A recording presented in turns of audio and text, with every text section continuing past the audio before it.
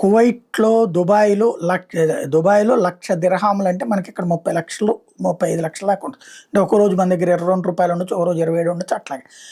1,00,000 దిర్హాములు ఇట్లా భారతీయుడికి దొరికినాయి రోడ్డు మీద. అవి తీసుకెళ్ళి పోలీసులకు అప్పజెప్పడంతో పోలీసులు భారతీయుడిని సన్మానించినటువంటి సంఘటన దుబాయ్‌లో చోటు చేసుకుంది.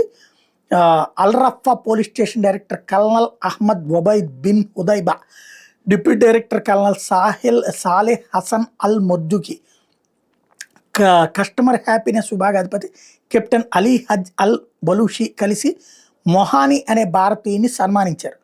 ఇతను మొహమ్మద్ అలీ షరకల్ మొహి అనే భారతీయుడు తను వెహికల్ దగ్గర ఒక 1,00,000 దిర్హాములు పడున్నాయట. ఇది తీసుకొచ్చి అక్కడ పోలీస్ స్టేషన్లో అప్పచెప్పాడు. దాంతో పోలీసులు ఆశ్చర్యపోయారు. వాస్తవంగా షిప్పింగ్ వ్యాపారం నిర్వహిస్తున్న వ్యక్తి బ్యాంక్ నుంచి 2,00,000 దిర్హాములు విత్డ్రా చేసుకుని కాగితం కవర్లో పెట్టుకున్నాడు. ఆ పెట్టుకునే తొందరలో కవర్ని సరిగ్గా ముయ్యకపోవడంతో అందులో 1,00,000 దిర్హాముల కట్ట పార్కింగ్ ప్రాంతంలో పడిపోయేది. అతను ఆ విషయం చూసుకోకుండా వెళ్ళిపోయాడు. తర్వాత అక్కడికి వచ్చినటువంటి మహమ్మద్ అలీ షరకల్ మొహి అనే భారతీయుడు అది చూసి ఆశ్చర్యపోయి వెంటనే డబ్బుని అది ఎక్కడ పడుందో ఆ ప్రదేశాన్ని ఫోటోలు తీసి అల్ రఫా పోలీస్ స్టేషన్కి వెళ్ళి పోలీసులకు అప్పగించాడు. దాంతో పోలీసులు దర్యాప్తు చేపట్టి ఆ యజమానికి పిలిచి డబ్బులు ఇచ్చారు. అతను ఆశ్చర్యపోయాడు. అప్పటిదాకా అతను చూసుకోలేదట 1,00,000 పోయింది అన్నటువంటి 1,00,000 దిర్హాములు. ఇప్పుడు ఆ కారణంగా భారతీయుడికి సన్మానం చేశారు.